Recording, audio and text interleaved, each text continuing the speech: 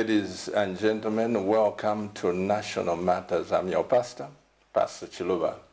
My sincere apologies that we are late by 15 minutes, and this is due to the fact that my body could not take me on, as I have been on the marathon moving from one place to another. But however, we are here.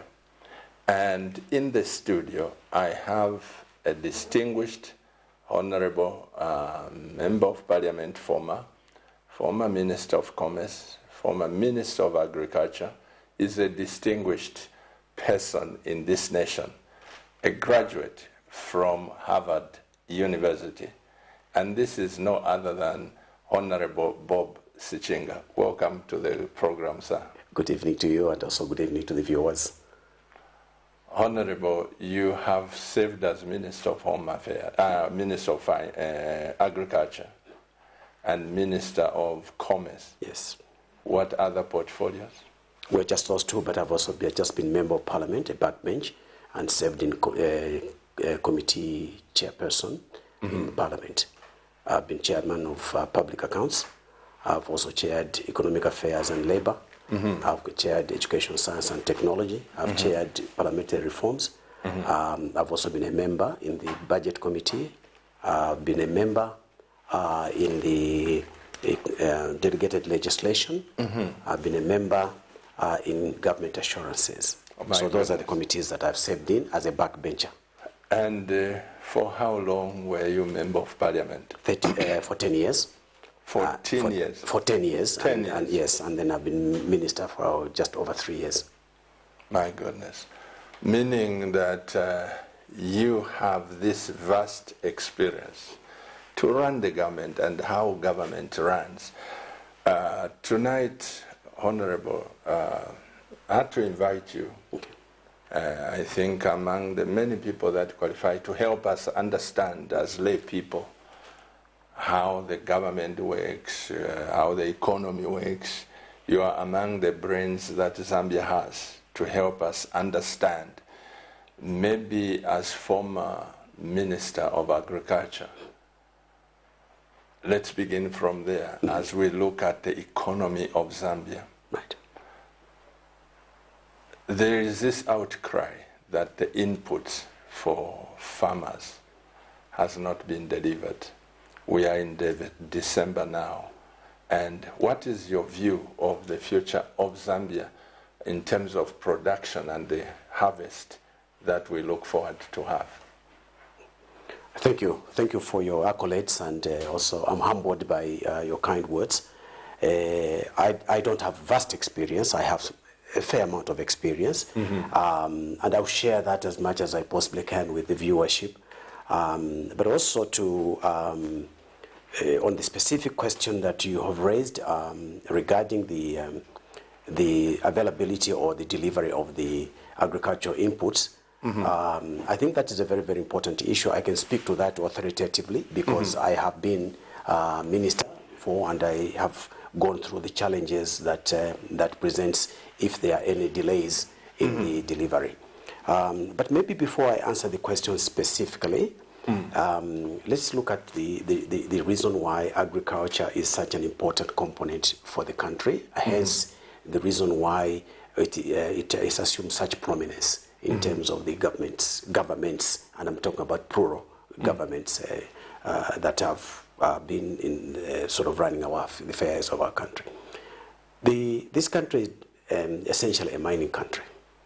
We have depended from time before independence, for our independence, we've depended on the availability of copper to provide the resource that is required in order to have income for the country. And there have been several attempts made that because copper is a wasting resource, it took one day it will be depleted.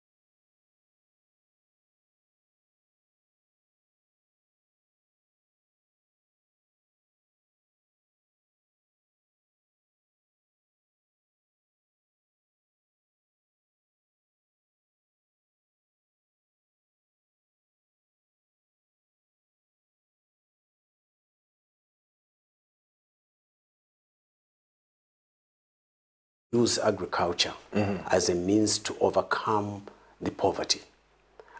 So he introduced a program called the Farmer Input Support Program, or in short we call it FISP, F-I-S-P, Farmer Input Support Program.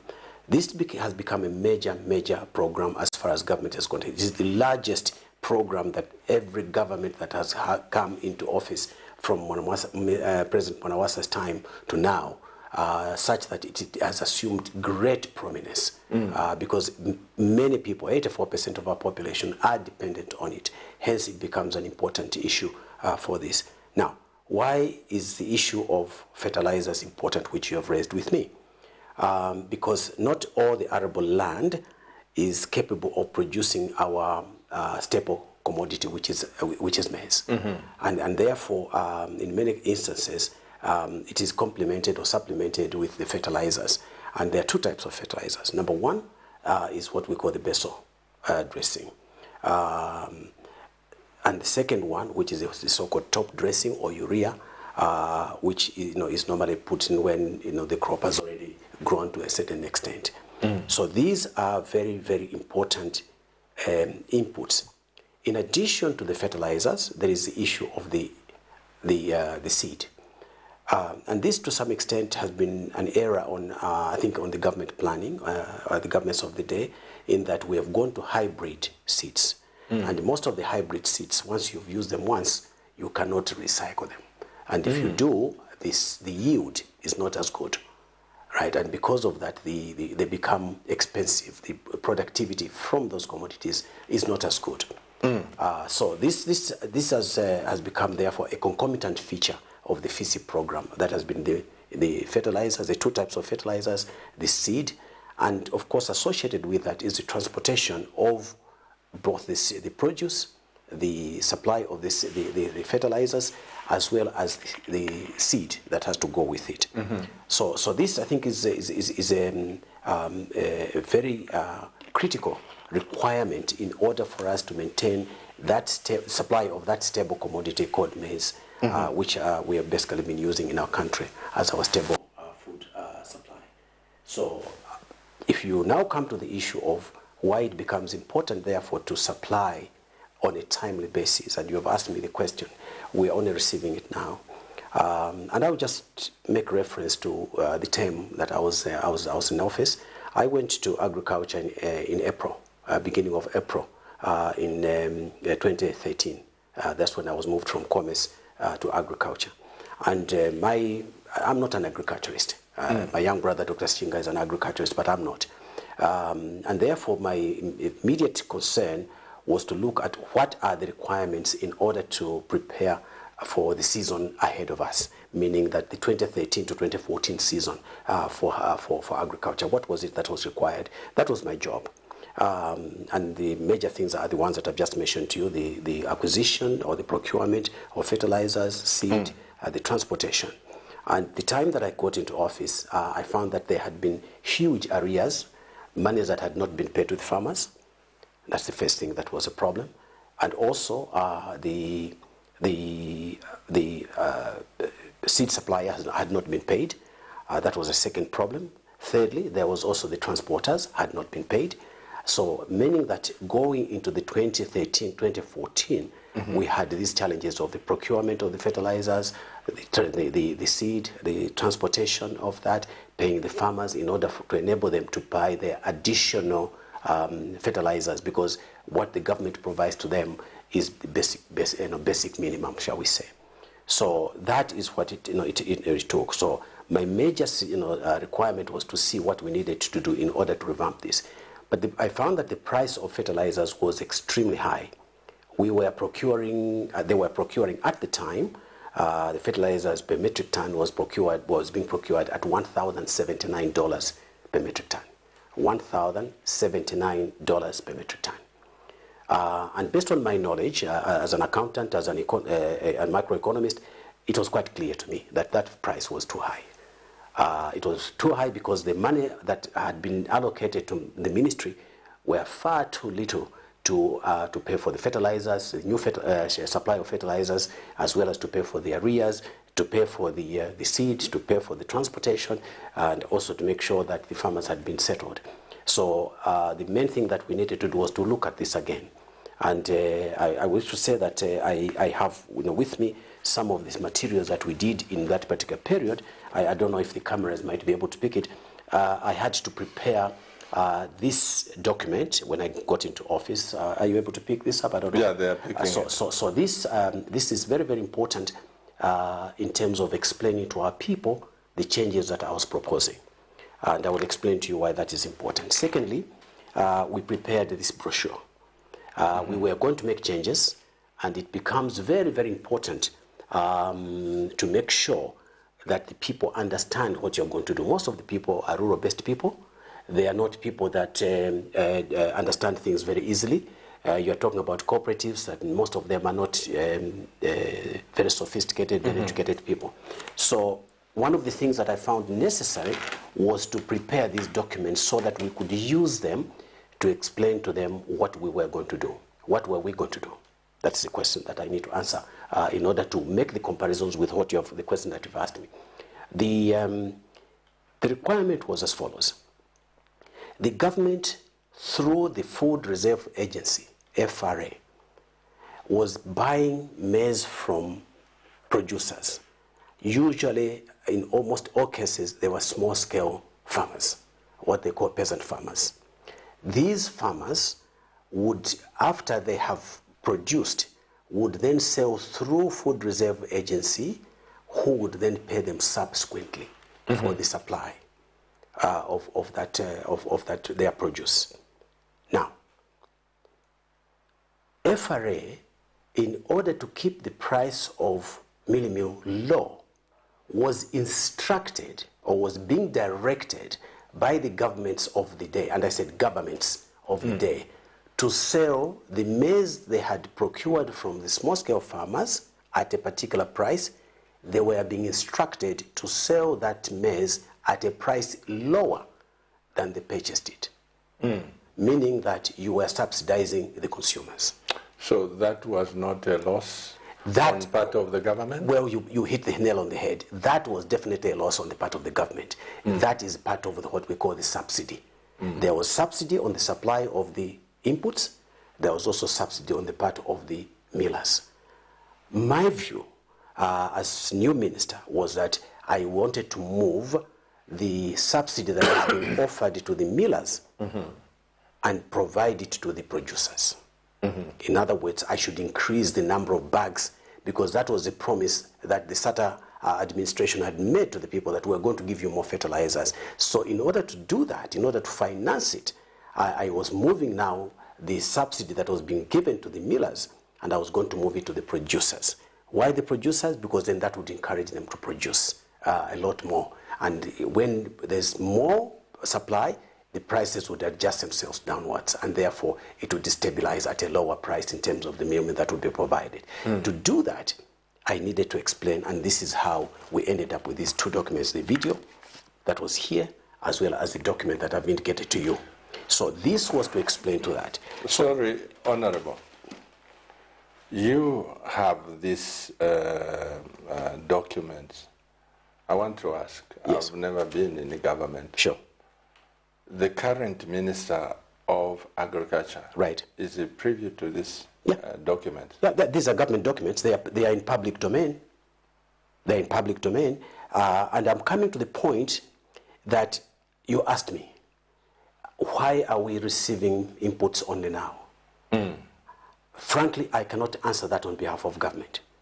All I can say to you that in my time, what I did was now to identify how quickly we could be able to supply, because I knew that this, the supply chain was critical to ensure that commodities that the farmers needed for the inputs needed to reach them on a timely basis. And so my strategy when I got into the ministry was to say, what do we do about BESO? And I was aware, and because I had worked for the Industrial Development Corporation, INDICO, I was aware that nitrogen chemicals was the main producer during my time when I was at INDICO for the nitrogen based fertilizers in Kafue. But what I found out was that, in fact, the plant was in a deplorable condition. It needed to be rehabilitated. It had not been operating at its optimum for a long time. So one of the things I did is I then discussed with the Minister of Finance, and we agreed that we needed to rehabilitate the nitrogen chemicals plant so that it could provide us with the requirements of the beso dressing. But when I looked at the top dressing, which that plant was capable of doing, the nitrogen chemicals as well, the beso dressing as well as the urea, it could produce. But given that where we were coming from, it was not going to be possible for them to be able to manage both, right? Because we needed to rehabilitate. So the minister agreed with me, and he provided me with the funds as Minister of Agriculture to rehabilitate the nitrogen chemicals plant. Fortunately, having worked for the mines, the nitrogen chemicals plant is very similar to the concentrator on the mines. Very, very similar.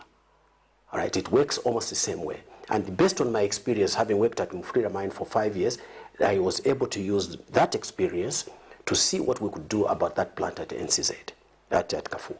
So we went through, and I would go in the night, I would drive in the night and sit down with the managing director to be able to arrive at what we needed to do to optimize this. And in order to avoid a clash, I decided that we were going to import the urea from another source, because we didn't have the capacity to do both. Okay, so that is how we got fertilizer from Saudi Arabia.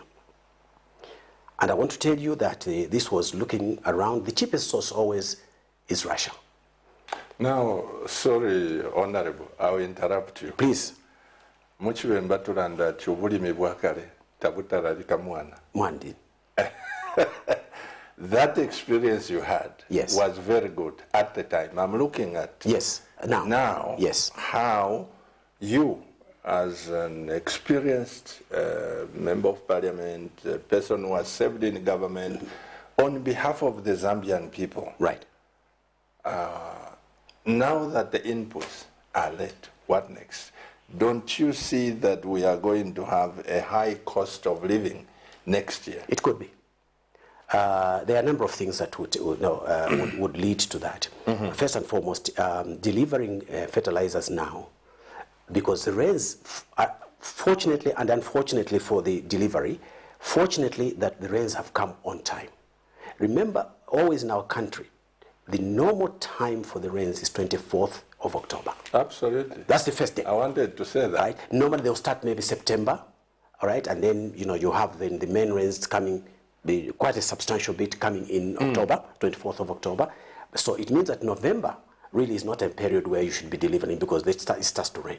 In our particular case, the first thing that we supplied, obviously, was beso, which had been done from NCZ, and we had managed to rehabilitate that plant ourselves, although it needed the original equipment suppliers. But we managed to do that. And I remember going to President Sata and saying to him, I know that if this doesn't work out, you're going to fire me, but I would like us to see if we can fix this particular plant. And as I said, based on my experience with the mines, based on my experience with what was going on, looking at critical path and looking at the plant in Kafue, we decided we were going to rehabilitate it. And fortunately for us, fortunately, we ended up, after rehabilitating the plant, it started to produce at 151% beyond its rated capacity. 151%. So that meant that we started, I decided at the time that instead of us keeping the production in the warehouses, we would immediately start to deliver it to. So we started, for the very first time, we started delivering in June. So when you talk about delivering in December, you're almost 6 months late. Now, what does that do? It means that now we are going to start delivering trucks in the rainy season. Sometimes they will get stuck and so on and so on, and very difficult to do that. So to answer the question that you asked me, I'm sorry I've gone about it a long way, but I wanted to give that background so that there's an understanding why we're saying it is late. It is late because if you are going to deliver to Kalomo, if you're going to deliver to Mapatizia, if you're going to deliver to Petawuke, if you're going to deliver to Chama, if you're going to deliver to Muyombe, it's late. It is very late.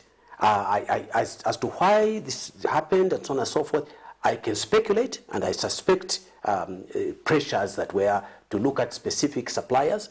My view was that we needed to deal with this. And fortunately for us, we also managed to get some fertilizer from Saudi Arabia in a timely basis, so that by September, we had already started distributing the top dressing.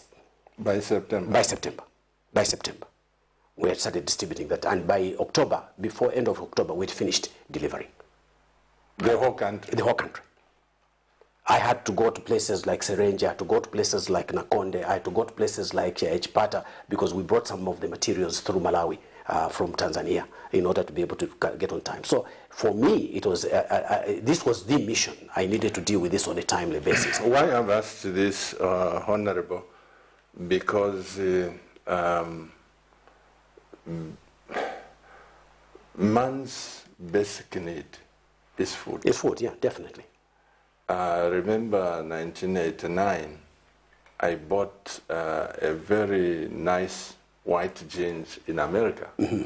I thought it would be very expensive then, mm-hmm.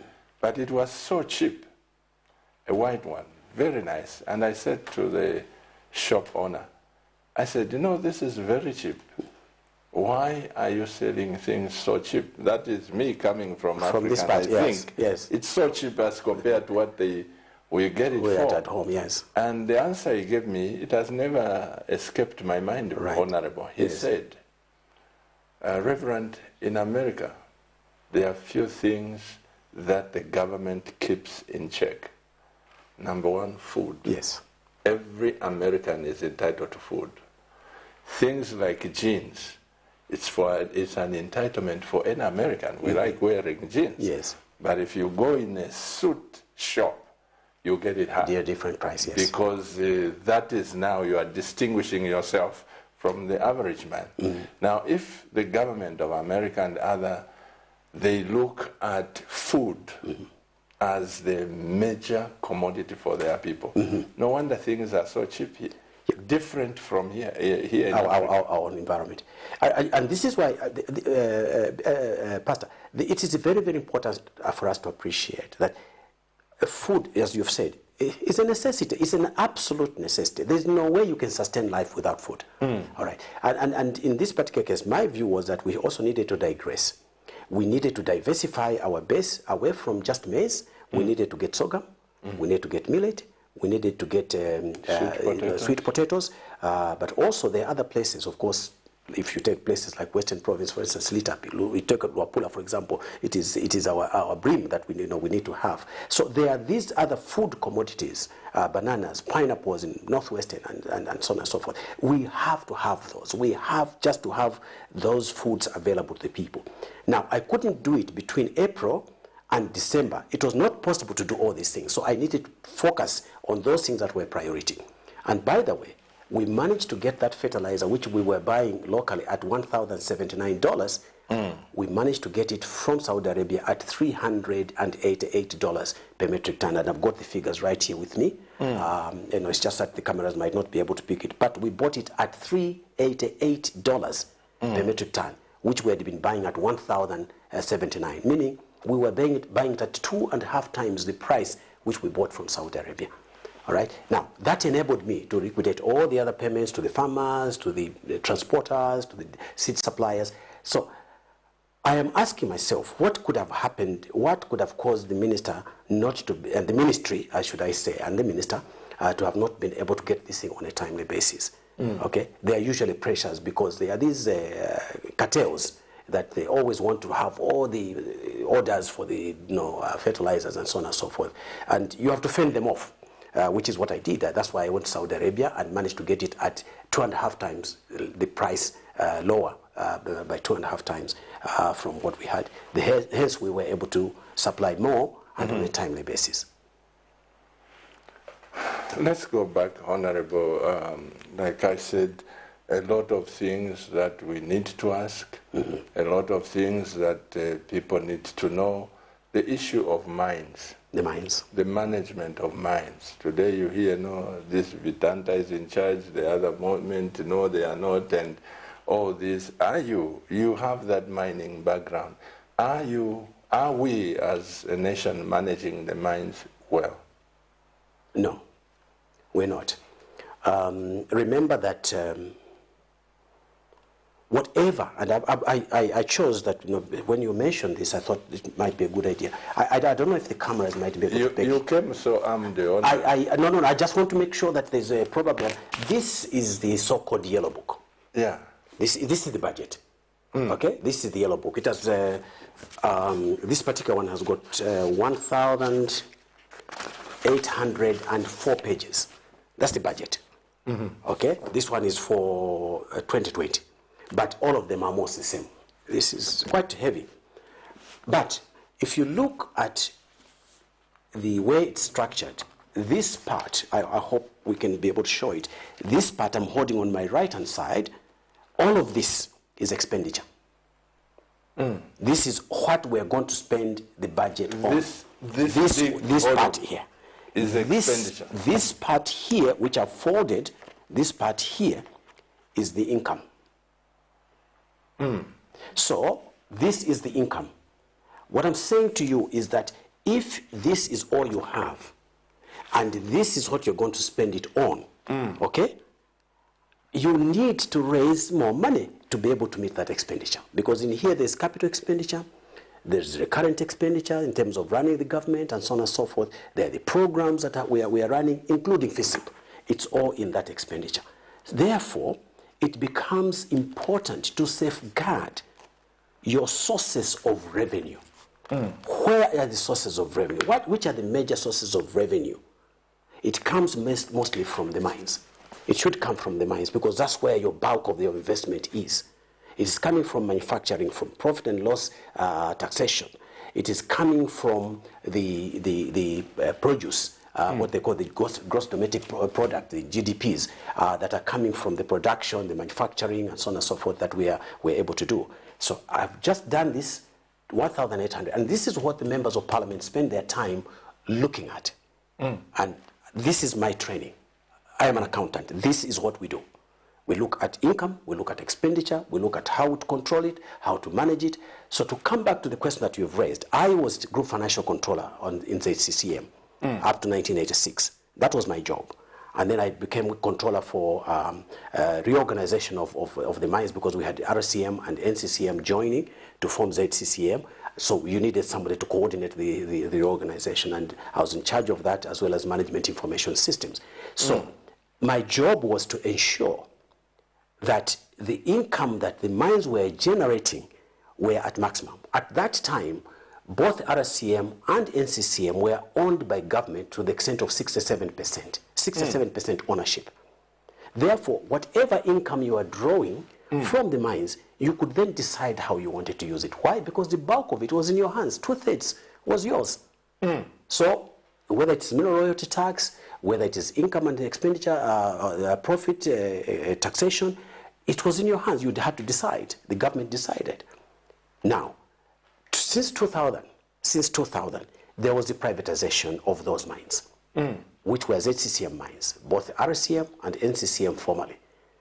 Now, here you are, the different companies. You talked about Vedanta. Vedanta basically purchased the Nchanga mine, the open pit, okay, and the one that became KCM. It was one of the mines that were under NCCM in my day. So you have then to look at it in terms of how much would those that particular mine or those particular mines produce in order for you to generate sufficient mineral royalty tax in order to provide the funding for your expenditure. That's what it goes for. So that, in other words, this is your revenue and your expenditure statement. So you needed to make sure that there is sufficient money coming from those sources because your manufacturing sector, your value-added sector is very inadequate to be able to meet that. So do we still enjoy the royalty taxes?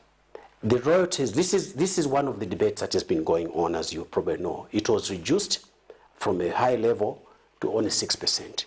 And that is the one that has now raised additional issues about what has happened at Kansanshi in Solwezi, where it has now been reduced from even 6% to 3.1%, all right, as mineral royalty tax. For the government? Which will be paid to the government My by goodness. the mining company. And in that company, in First Quantum, for example, which is the other shareholder, and the other government is the other shareholder, the government only owns 20%. So the bulk of that ownership is with First Quantum. So the bulk of that money that comes here, it can only be attributed that you own the 20%. That's all you do. And you know, within mining, ownership is everything. You can, if you don't own it, you can't control it because it's not yours. However, the mineral that is in the ground, what is in the ground belongs to government. Oh, really? It's only what you produce out of the ground that then you can pay mineral oil tax on. So the government can decide, well, if you're going to use this a commodity from the ground, this is how much we expect you to pay towards us as mineral royalty tax. Even that's beside the profit and loss tax. Honorable, help me to understand. Like I've said, you've gone through these processes as a miner, as a minister, as what. Why should we get that little profit? That's now the decision that each government makes. In this case, that's the policy that has been pursued by the Hichilema administration. That's what they've decided. But, okay, I'm a Zambian. Yes. And the copper belongs to me. To all of us, yeah. I'm a Zambian. Yes, sure. So now that you, being in leadership, and President HH being in leadership, and the governments that will follow, right? Does that mean you can decide on behalf of the millions of Zambians to give away the profits? Yes. You can decide that? You can decide that as government? Through parliament. Now, to give away the profits? No. I mean, this is the whole point. Once that policy is presented to parliament, there's an accompanying law which says, now this will be the policy that we're going to pursue. This is now the law. Now, it is up to the members of parliament, both in the ruling party as well in the opposition, to say, no. That's not in the interest of our country. That policy is not sufficient. That policy is going to disadvantage us. That ownership is not sufficient for us to have the access to that we need in order to meet all these costs. Free education, medical services, fixing the roads, infrastructure, and so on. This won't be sufficient. Therefore, we need to look at it differently. However, the HH administration decided that way. It went to parliament. Because of the numbers, they managed to push it through. Now, so does that justify it? Through parliament? Yes, it did. Now, the issues that have been raised now on First Quantum and Kansanshi in particular, that, as far as I'm aware, have not yet gone through parliament. So the question is, what quality of your representation in terms of members of parliament do you have?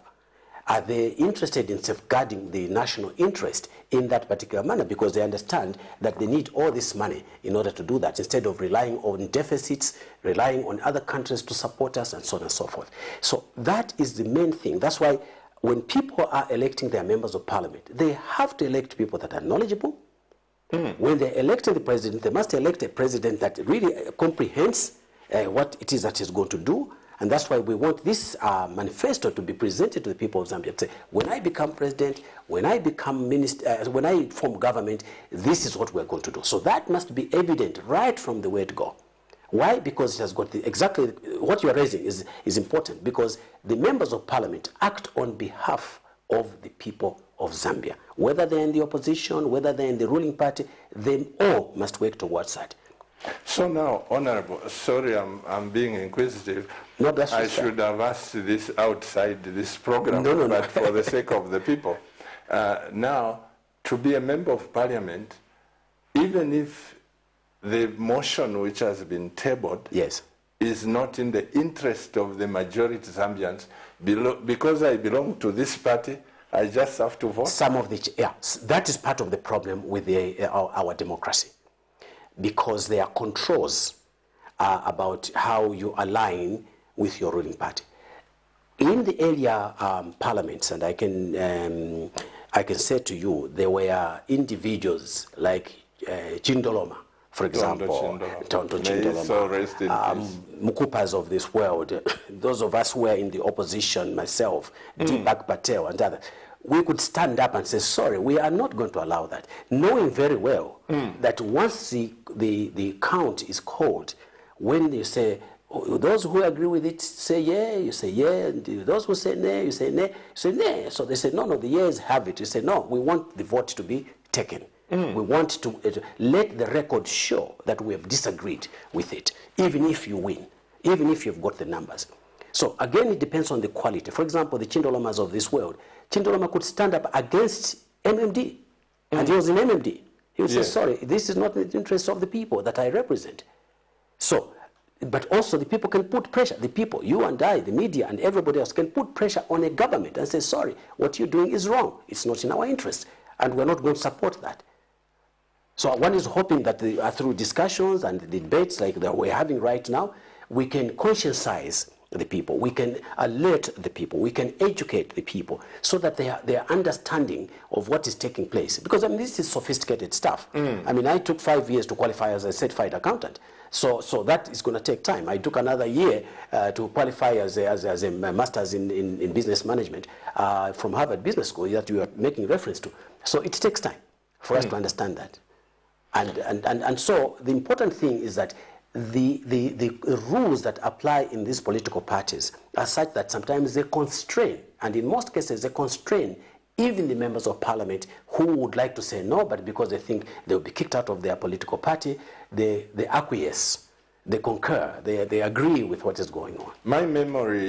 My last memory of the Honorable Member of Parliament you've mentioned, Tondo Chindoloma, he was a very good friend of mine. Oh, okay. And we met at Woodlands Shopping Center. Then he says, Pastor Chua, your namesake wants to appoint me as minister to keep me silent.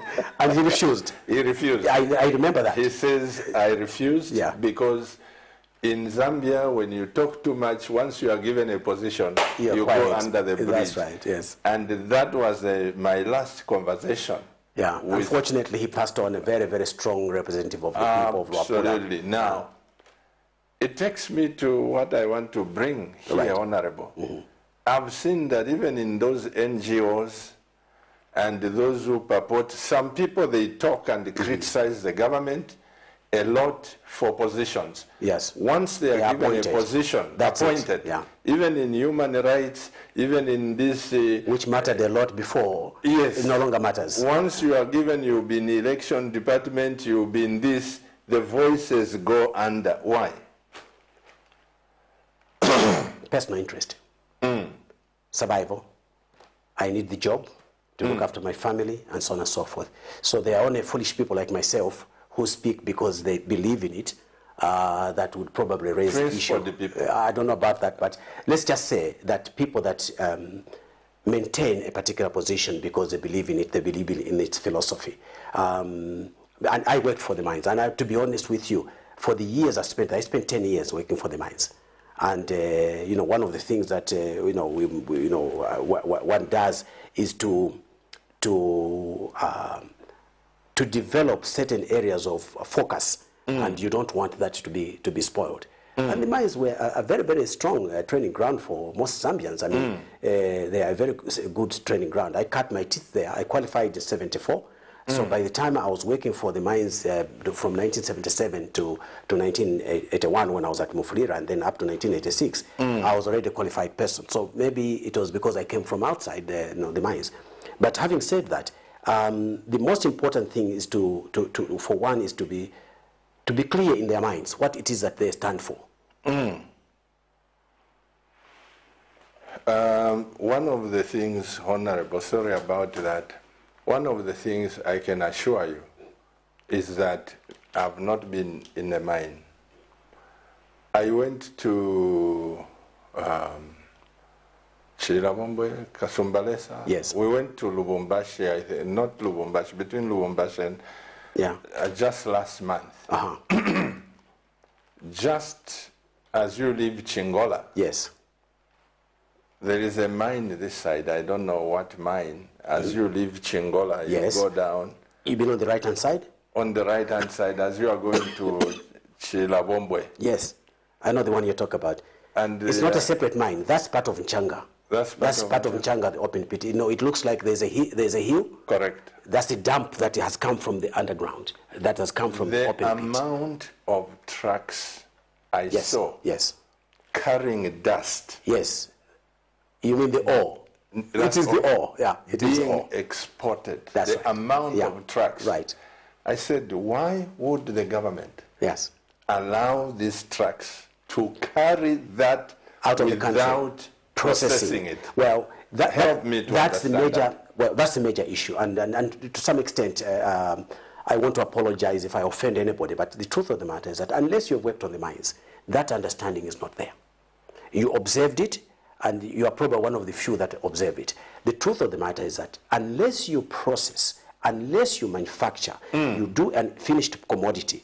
If you, whatever you send out, you mean that you are sending out jobs. That means that you're sending out jobs, whether it's blister copper, you know the blister, you know those big lamps which are 1 ton, which go on the trucks at the back, not necessarily the cathodes, but I'm talking about the blister copper, you know, roundish. So what you send out of the country, it has got palladium, it has got silver, it has got gold. When you process it through in what we call the tank house or the refinery, that cobalt, that gold, that silver, that palladium, then is recovered from that. So if you are sending ore, it's even worse because it has not yet gone through the process of the smelter. In other words, you know, the so-called Black Mountain. The Black Mountain is a waste that is coming from the smelting process. Okay, so that is remnant. There's still copper in it. That's why the people want it. But Honorable, it doesn't take a scientist to understand why export that dust. You call it ore. For me, I just saw it is ore. It's soil. I mean soil, which they are exporting. But why would the government allow such a thing? Well, how can you tell the profits? If I process it in South Africa or England, I take it by ship. Will a mine or government representative be there to say no? Because you sell it as an ore, and therefore it's a lower price. That's what I'm saying. So after I process that, it gives me millions. Sure, absolutely. So who is there? It is unwise to do that. And this is why some of us have been arguing, and you probably are aware that I've argued this issue even on Kansanshi. I've argued this issue even on you know, the KCM, the Nchanga open pit, or even Chirabombwe and Nkana, Mufulira, Luansha, Kalulushi. All these, anytime you're exporting something in raw form, and you're supplying it so that they can go and refine it and produce an end product, what you're doing is you're exporting jobs. And my argument has been this. We have a serious problem of youth unemployment. We have to tackle that. We cannot continue to ignore it. We have got a burgeoning population of young people. The average age of our children here is around 19 years. So what are you going to do with them? What jobs do they have? The children are clamoring. That's why when they say police are recruiting, the army is recruiting, thousands and thousands, hundreds of thousands of children are doing that. Because every year, Pastor, every year, about 320,000 children start grade 1. 320,000 children. Okay, they start grade 1. Unfortunately, because of the processes we go through at grade 7, grade 9, and grade 12, by the time you're getting to grade 12, of that number, more than 67% will not have reached grade 12. This is what you're seeing in the streets of our cities. Which is a time bomb. It's a time bomb.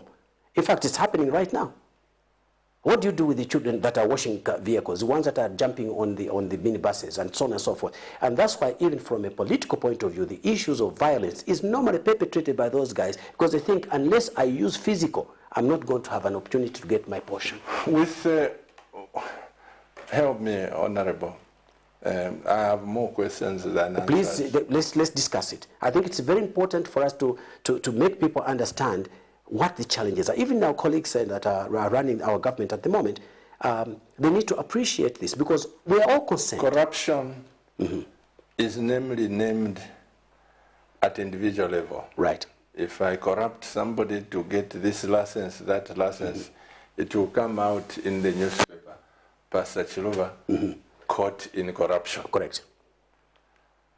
Now, members of parliament who agree to certain laws which disadvantage our people, isn't that corruption? It is corruption. In fact, it's dishonesty as well. It means that they're not being truthful to themselves, they're not being truthful, because when you present yourself to the citizens and say, look, I want to go and represent you, I will be honest to your requirements, it's a contract. It may be written, it may not be written. But when you come to Parliament, Pastor Chiluba, you swear to oath. And you are a pastor, you know what that means. Absolutely. When you swear to oath, means that I will uphold the Constitution, I will be true to represent my people. It's an oath. And at the end of the day, when we make that oath, we say, so help me God. And do we really mean that? And I think these are the issues that I think that the moral issues, the fundamental issues that we must now start to question ourselves when people do not necessarily act in our interest, whether it is the members of parliament, whether it is the ministers, whether it is the president, because we all swear to oath. The president also swears to oath. I will uphold this constitution. I will be true to this constitution. So help me God, before the Chief Justice. That's what the president does. The ministers also swear before the president. Not only as members of parliament, they also come and swear to the president about how their loyalty, how they will dedicate their time to do the various things that we're talking about right here. So it is a serious issue, especially if you are a believer. You must be true to yourself and say, this is what I will do. So who can hold members of parliament accountable? Because the electorate. When we are just focusing, proving corruption in the life of Bob SICHINGA, right. Honorable Bob SICHINGA, Pastor Chiluba, and proving to the nation, parading these names, right. And you are leaving members of parliament who make decisions on our behalf. In fact, we need to do all of them, because they, as I said, the members of parliament swear to oath. In that particular case, it goes beyond that. So that is an act of corruption. It's an act of dishonesty. It's an act of imprudent and behavior. It is not. It lacks integrity. Let me put it that way. It lacks integrity. So yes, you're absolutely right that this is something that we should be questioning, and I hope that you, our colleagues in the media, will be able to continue to raise these questions, and also we need to be discussing it as citizens of the country. Honorable SICHINGA, I must say, this is me. You were in government. Right. Let me make reference to this. President Rupiah Banda, may rest in peace, is in government. He gave away Zamtel to Lap Green. Right. And with all the fiber which Zambia paid for through the teeth. Yes. When President Sata became president, he reversed that. Right. And he brought Zamtel back to the government. You cannot sell an institution like Zamtel to private owners.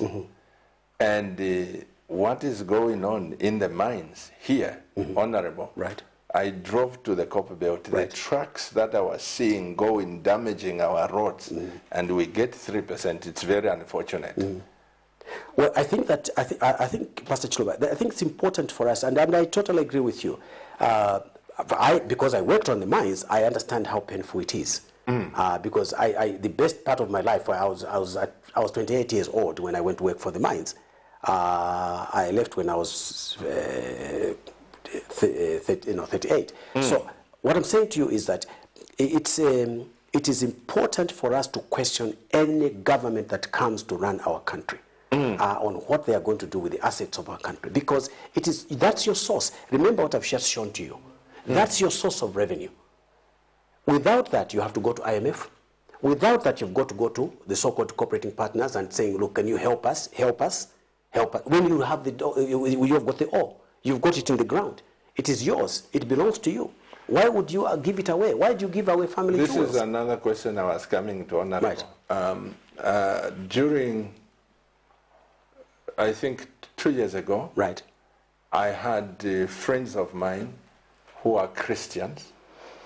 They asked as to whether they can give Zambia $10 billion, the very minimal interest, or who can actually get the resource yes. from the mines in exchange for that at no cost. Now I'm wondering, we get $1.5 billion as credit, and we have 1.3. 1.3, yes. And we have people who can give us that in exchange for minerals. Where is my thinking as a pastor? Because I don't know specifics about what you've just given to me, I am not able to answer.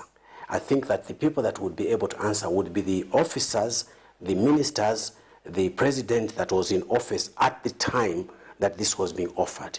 And why would anybody say no to it? Because look at what we're paying. The interest levels in our country as businesses are very, very high, extremely high. Most of them are above 20%, okay? 24%, 26%, up to 30, 31%. For the micro, is even worse than that. 42%. Okay? So what I'm saying is that definitely for an organization that offers its resource for much less than that, and by the way, just to mention to you, the Citizens Economic Empowerment Commission, CEC, lends at 12.5%, okay, in order to make it affordable.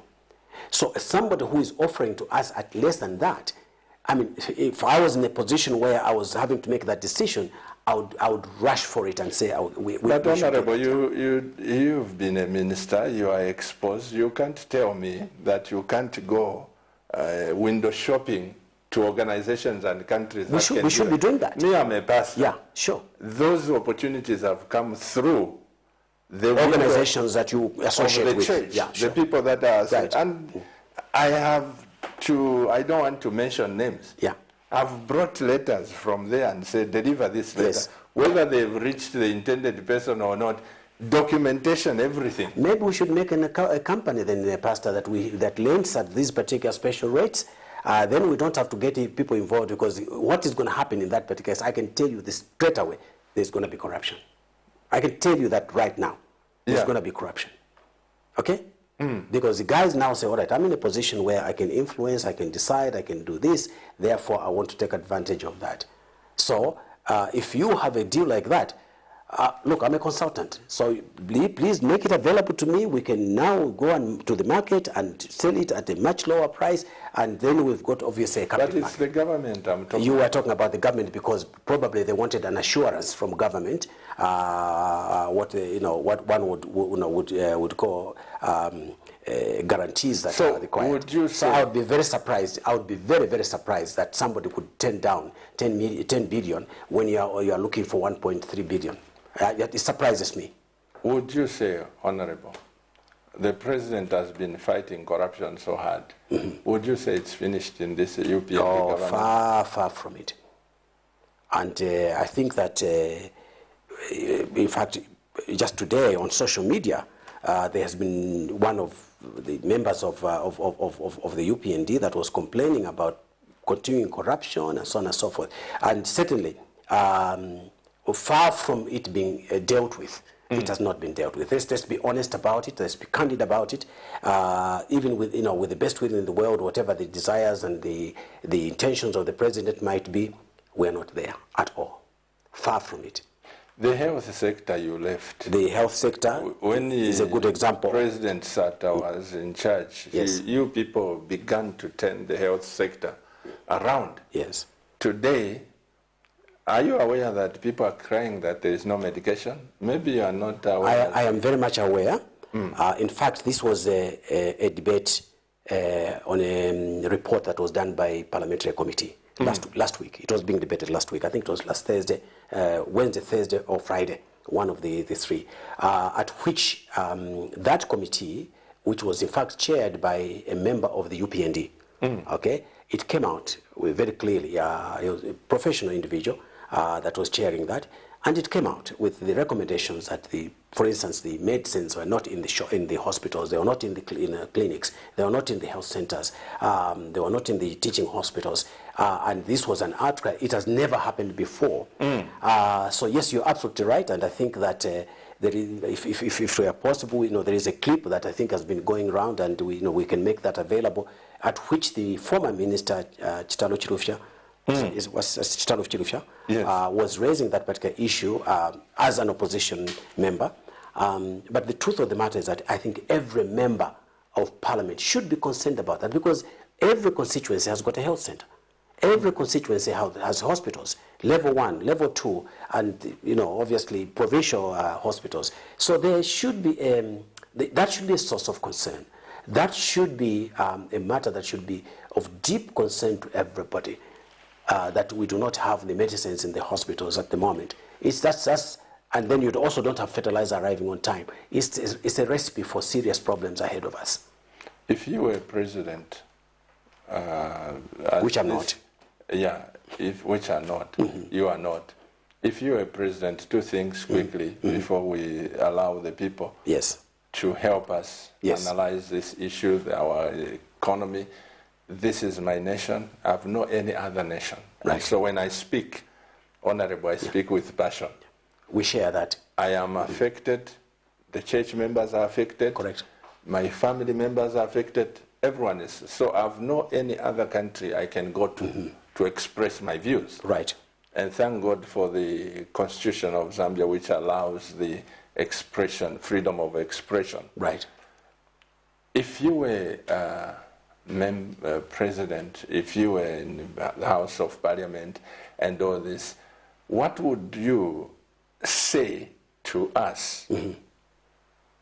Not through the ERB, what's this? Energy Regulation Board. Not through ARB. Right. What would you say is the justification for lifting fuel pump, bringing it down every month? I've never seen this. It's a new culture.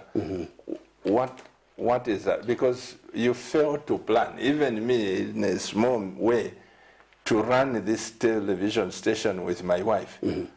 Tomorrow the fuel is there, and to gather the news and what you have no idea, Honorable, we get affected by these things. You may not be aware that I had raised, when the first, this issue was introduced first, the issue of monthly adjustment of the fuel prices. I raised this particular issue straight away. I said, first, from a management point of view, it is not practical to keep changing the prices on a monthly basis, because when you prepare your budgets, normally they're for a year. You don't do budgets for a period of 1 month. You monitor. You obviously monitor by the end of the month and so on. So I was very much against this, and it has been borne out. This is nonsensical. All right, it's nonsensical. Look, if I was president, but even without being president, if I was managing this, I would not allow this at all. It is very unpredictable. It's very difficult to manage it. What it requires is to smoothen the rate at which it's done, and there may be justifiable, basis upon which say, well, we don't want to the importers to incur losses, but there are other ways by which we can hedge against those fluctuations. But this thing of changing every month, which is exactly what you've said, one time it comes 22, next time it's at 26. Who can plan like that? Who is going to do that? You cannot even predict what your costs are going to be. So I would certainly not, even without being president, I would certainly not pursue that line at all.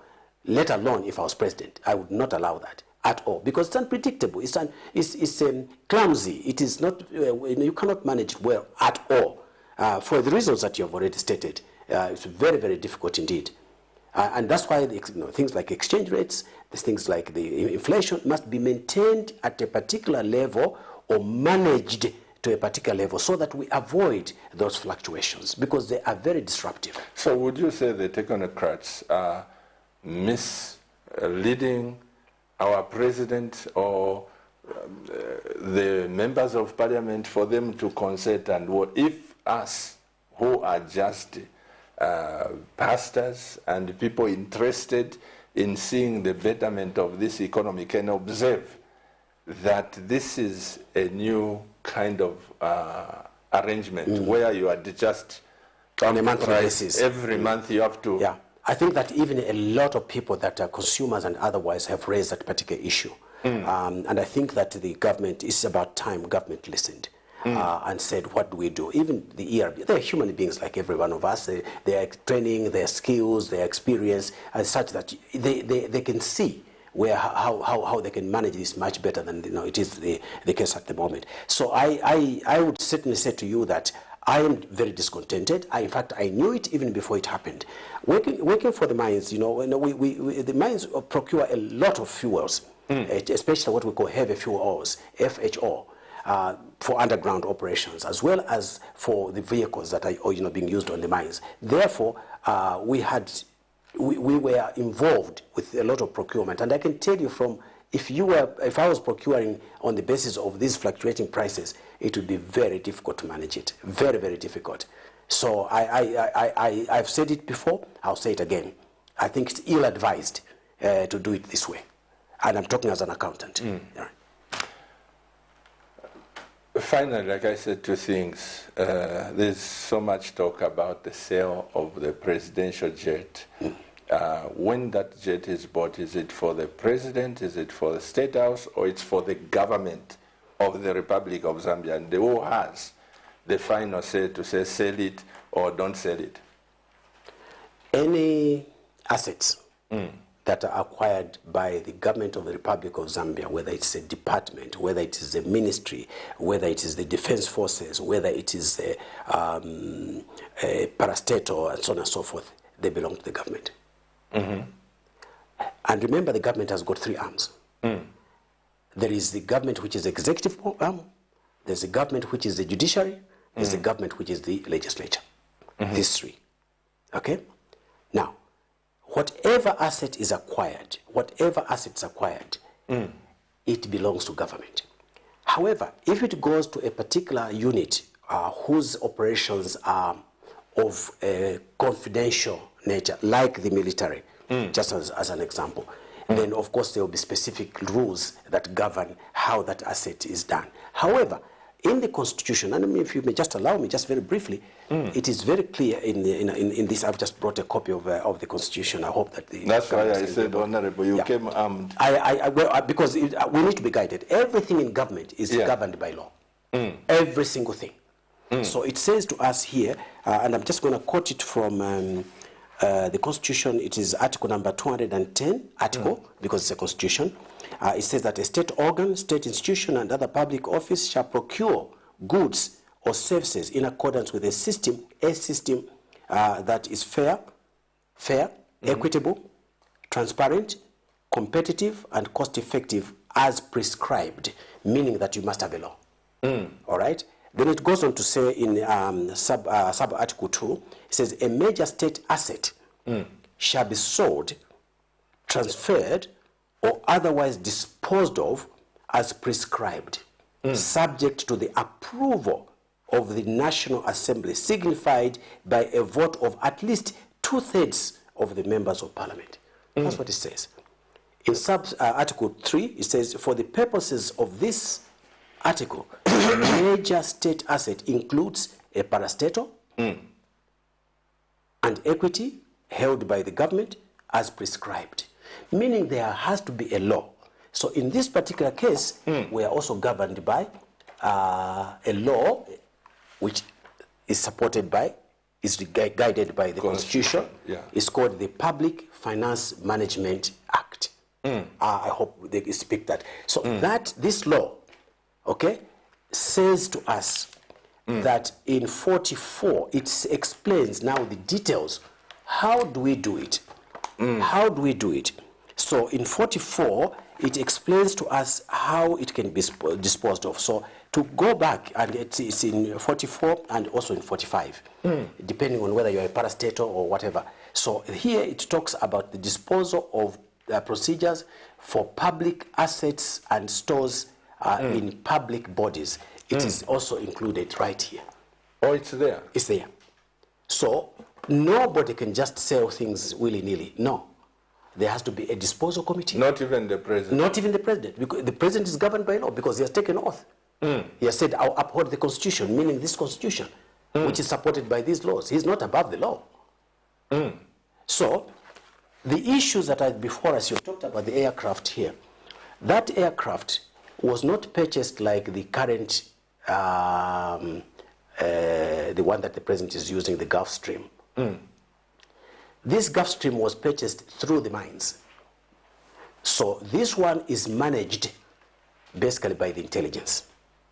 Okay, the intelligence services, which provides the facilities for the president and security and so on. In the case of the one that is in the discussion at the moment, which is been embroiled in controversy, this was purchased by the former president, okay, Mr. Lungu, and it was purchased through the defense. Why they decided to do it through defense, I think is a subject and discussion for another day. But suffices to say that because it is now an instrument which is used in the defense forces, okay? What they say in America, they would say Air Force One. Let's put it that way. So here, it will be Air Force One for Zambia. How do we deal with it? Obviously, it means that it's being managed by the military. As opposed to the intelligence, as opposed to the transport, public transport that is happening. So this thing has been embroiled in a lot of procurement irregularities. This aircraft should have been costing, according to the details that have been provided to us, around $65 million. All right? And that if there were any changes and things like additional facilities put in, according to what the government has provided, it should probably cost another 10 to 15, at most 15 million US dollars. Now, this particular aircraft was purchased for almost $195 million. Right? In other words, there's an extra 100 million, which is almost, essentially, it is more than 3 times the price of the aircraft itself. Now, what was provided in that, the equipment that was provided in there, it's very difficult to say because this is not disclosable in general public. So even, for example, the Committee of Parliament, the Public Accounts Committee, which normally looks after this, even for them to go and check there has to be a process commenced by the Auditor General. The Auditor General will say, I would like to audit this because I am not satisfied about this procurement. Because remember what it said? It must be equitable, it must be at a fair price, and so on and so forth. So this is what has taken place. And I think that President HH has decided that he does not want to get embroiled into the controversy of how that pricing of that particular aircraft was done. However, some say, the military people say, or said, that this was a justifiable price.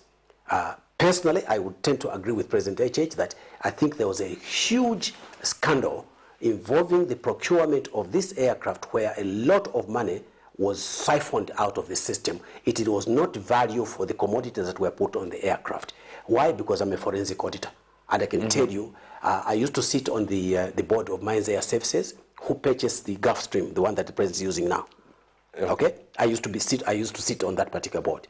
So I know about the operation of Mines Air Services. I know how much that particular aircraft cost us. It was about 16 million at the particular time.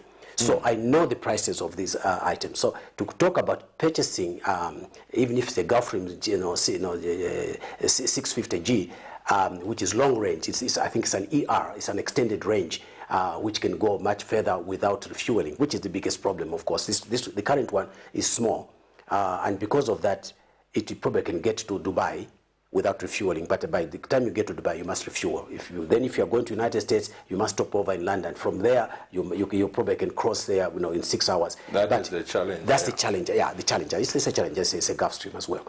So that to me is why I think the president, and I'm saying this is my opinion, I think he does not want to get embroiled into it. But also I think for me there's a bigger issue. If there was procurement, then it becomes, shall we say, the evidence of what has taken place, because then there's a processes. You can go back and check. Buying this kind of aircraft is not like buying cooked oil. It is a big issue. So the pricing and so on are well known, just like we talked about fertilizer and so on and so forth. These prices are well known on the open international market. So it can be followed up, it can be processed, it can be checked. All these details can be checked. And personally, I would have suggested that the president should have constituted this committee to find out how this was procured. Honorable, I want to ask this. That's a Gulfstream, that's a jet. Do we know how much a Benz, presidential Benz, cost at the open market, and who bought those vehicles? Were they justified or what? Yeah, because we may look at the aircraft, but not anything else. But not anything else. Right, sure. Because somebody went to purchase that presidential Benz. Yes. Somebody went to buy the watch for the president or something. Could have put $10 on top. So I'm saying... Most of it is done that way. Yeah, I'm saying, why, like you said, why not keep the jet for future presidents who would come, for him also for his safety, and prosecute the people who purchased? Well, for me, I thought... Why not take I that think road? For me, from the point of view of audit, from the point of view of procurement, the procurement process in our country, that is where the biggest corruption has taken place. I can tell you that. I saw it with fertilizers. I have seen it with other procurement. Even fuels. Yeah, even fuels. So, and the president, I think, is on record. He said that when we come into office, we're going to reduce the price of fuel. We'll be at 12 kwacha, and so on and so forth, because we're going to take out the middlemen and so on and so forth. Well, as whether it has happened or not, we are at double the price of 12 kwacha now, is another matter. But what I'm saying is that the procurement processes are the ones that present us with the weakest connection. That's where the bulk of the thefts is taking place.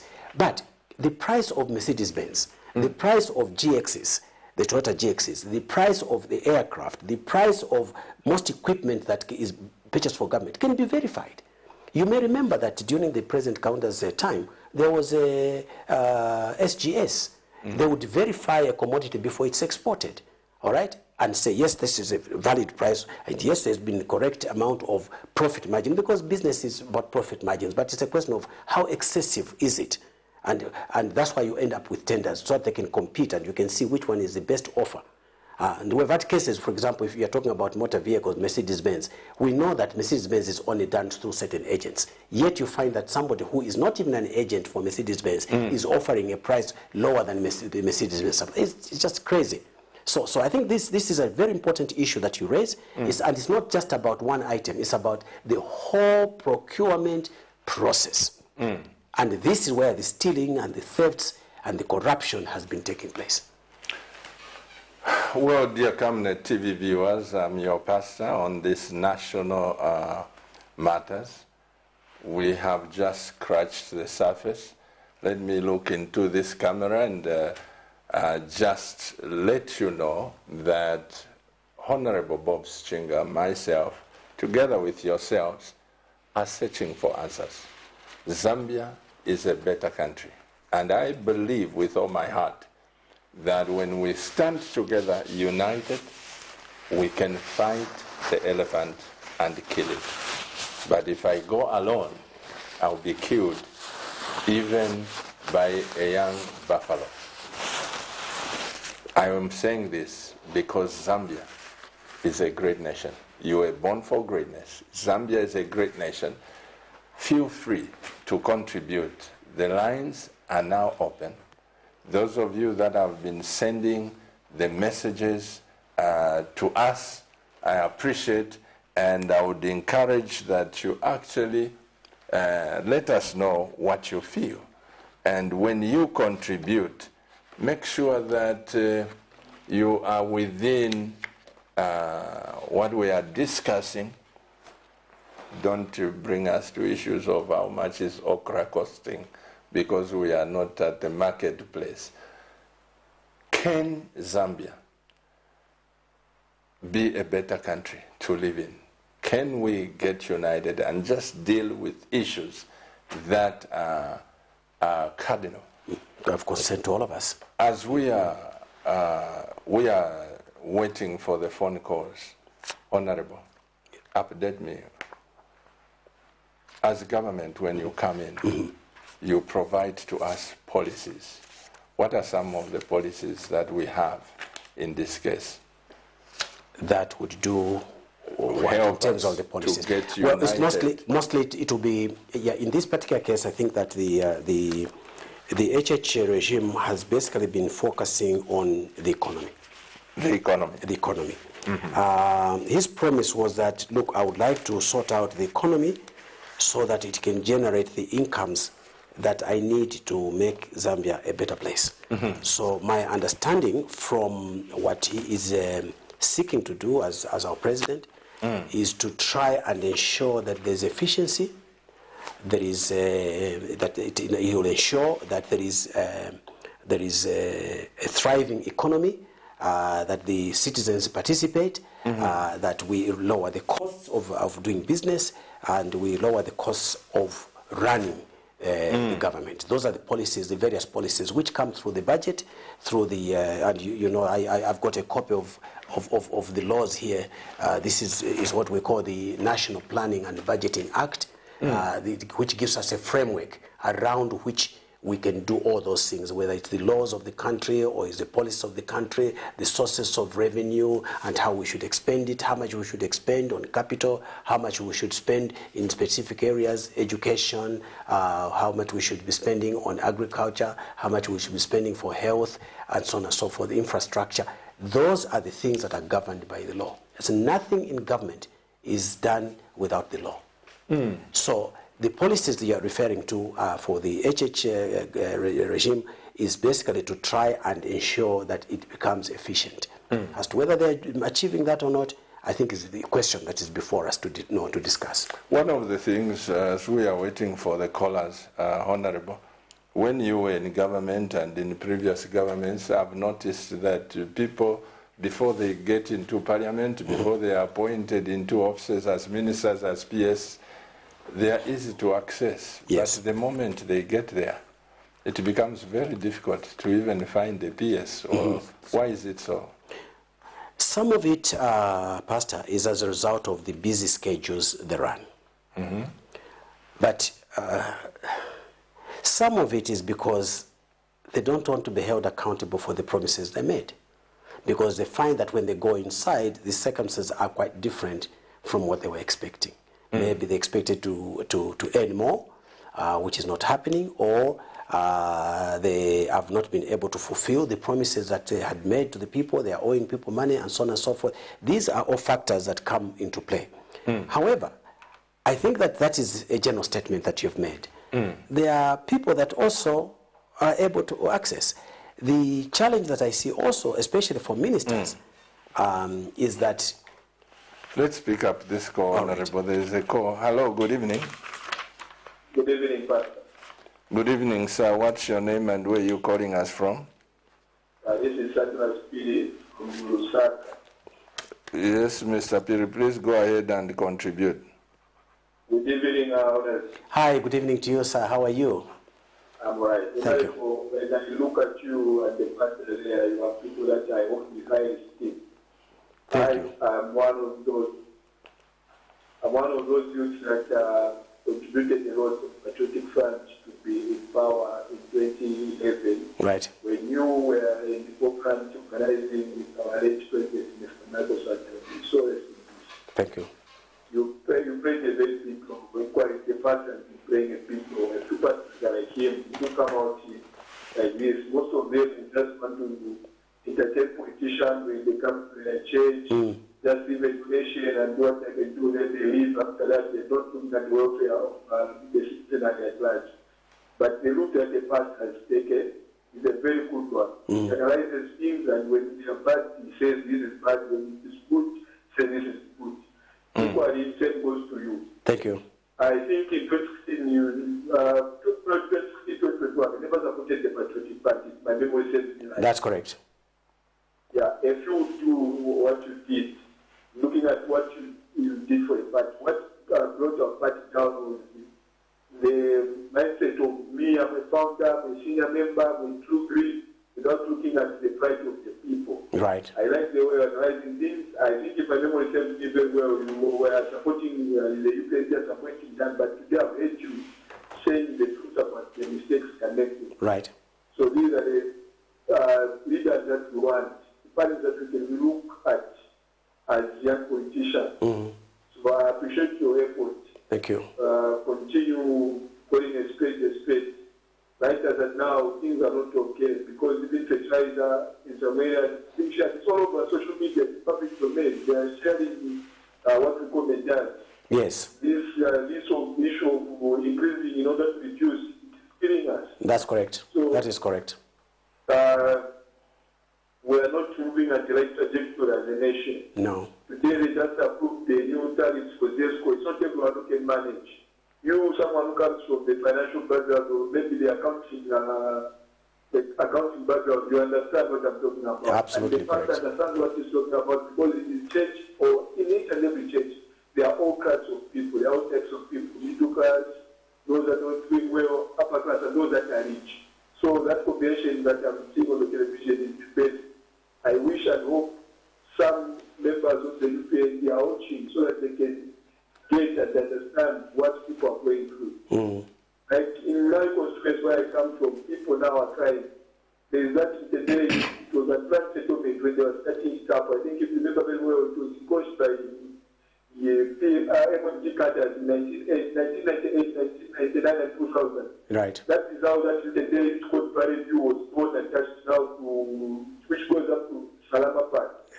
But the current MP came to the very east and said this is what the road was supposed to pass. When there were no proper surveyors surveyed, said this is where the road will pass, this is where a clinic will be, this is where a bus stop will be, this is where a hospital will be. And people were surviving in those houses. Houses have been demolished, some of them are homeless. So it is so unfortunate. Mm.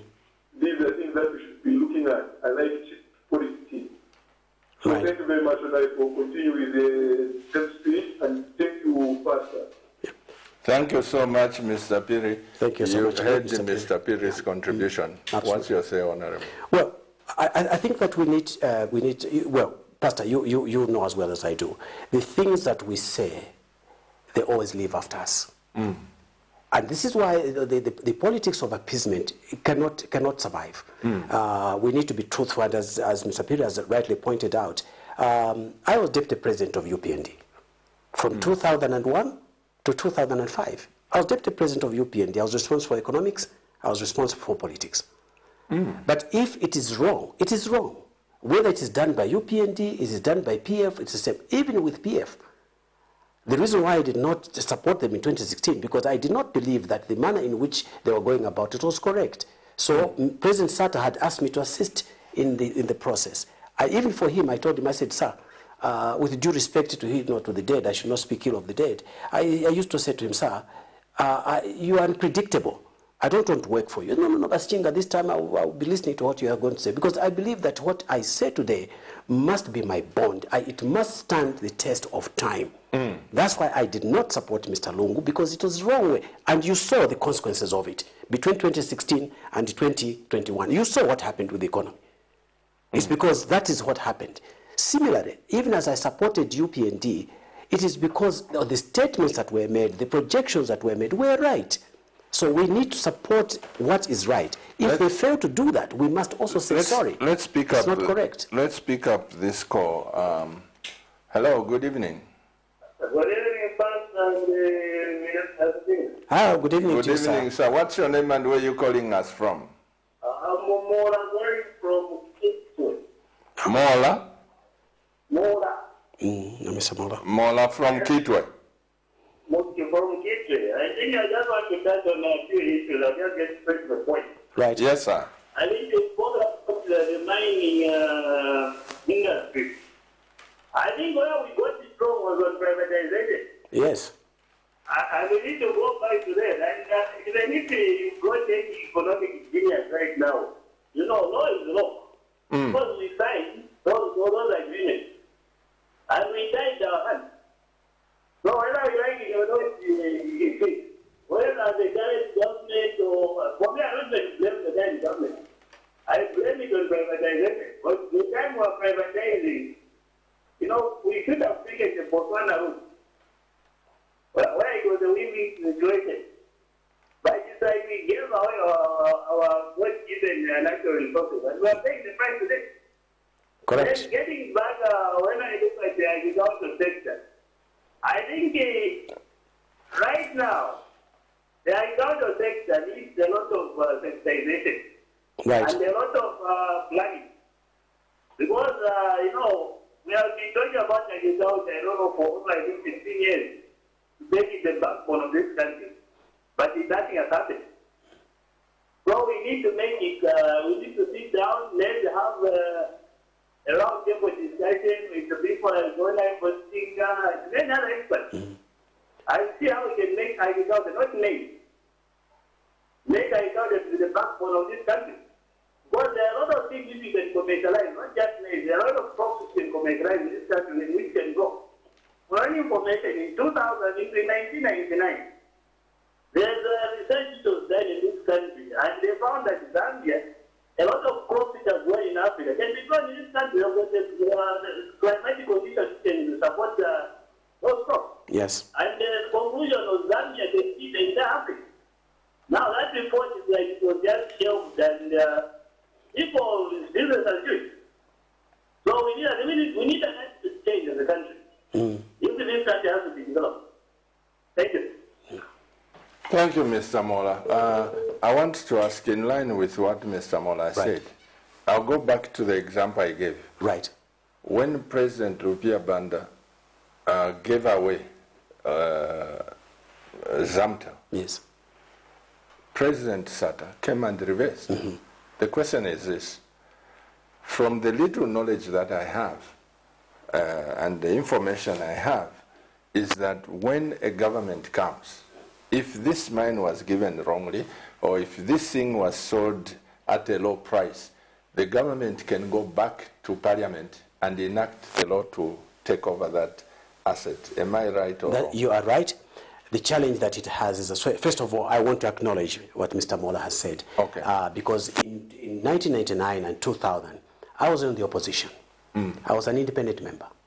Okay? And I made exactly what Mr. Mola has said. Yeah. Because I had worked on the mines. I had worked in Mufulira mine for 5 years. I was my financial controller, divisional financial controller, and mine secretary. So I knew what the issues were. And also I had gone up to be manager in the ZCCM and the group financial controller. So what Mr. Mola is saying is absolutely correct. We remember what I said. We used to own 68% of the shares. And you sold all of that. But that was under pressure from the likes of IMF and the World Bank. And I disagreed with that. I said, this is misleading us. Just like now, the same thing is happening. You're giving your family jewels, for crying out loud. Why would you do that? Because then where is your source of revenue? But Mr. Mola, just to, even as you're listening in, as we stand right now, today, Mopani is 100% owned by the Zambian government. 100%. Why would you give it away? Why would you want somebody else to come and take it away from you? The argument would be that we want an investor to come and buttress what we want. And I'm saying, why can't Mopani go to the market and borrow money in its own right? What is wrong with that? I worked for the mines. I know what it is. I was Minister of Commerce, Trade, and yes, I was marketing Zambia. Why can't the mines go and borrow in their own right? As we stand right now, Mopani is probably in need of between 500 and 750 million US dollars to capitalize. Now, if you don't do that, the mine will be there, but it will not be able to produce at the level. And then the government has been saying that they want to produce 3 million metric tons of copper in 10 years' time. You cannot do it. You cannot do it. I can tell you that because I worked on the mines. I know what it takes. So, Mr. Mola, the truth of the matter is that this is now a policy, which is what we are saying to the President, President HH, we are saying that to the Minister Kabuswe, we are saying that to the Cabinet, and saying, don't give away what you already have in your hands. Because you need that source of revenue in order to meet the costs of this budget. So I totally agree with him, and also I do agree with him. I was Minister of Agriculture. Yes, we've got a lot of land. It is the problem that we have is management. The problem that we have is management. And yes, a government can come and can alter that. There is not, in fact, in this particular case, the work that we're talking about here was already done by the PF government under Lungu when they took over the KCM thing. They took over the issue of Mopani. All right. So say to them, okay, fine. Why is Vedanta fighting for the company now when they could not comply with even the conditions of their shareholding? They did not fulfill that. So why are they fighting for it? It's because they make profit out of it and they don't pay any taxes. This is the point, because I had the privilege of listening to one of the experts in America. He said, Africa is wasting away assets. It is. Whether you tell the people buying the mines to say our loyalties are this, they will still invest. They'll still invest. That's quite correct. Whether you tell them this, they will still, but Africa, I don't know what is wrong or right with our leaders. God help us. Yeah. We are always believing somebody else from somewhere else complex, is coming to solve the problems for us. Absolutely. It never happens, Pastor. And now the mines, you are there. Yeah. Recently I was talking to one expert who said we have gone to even 15 kilometers underground. And the tunnels go about 10 kilometers that way to get the copper. That's great. One day, we are going to lose this asset. Sure, absolutely.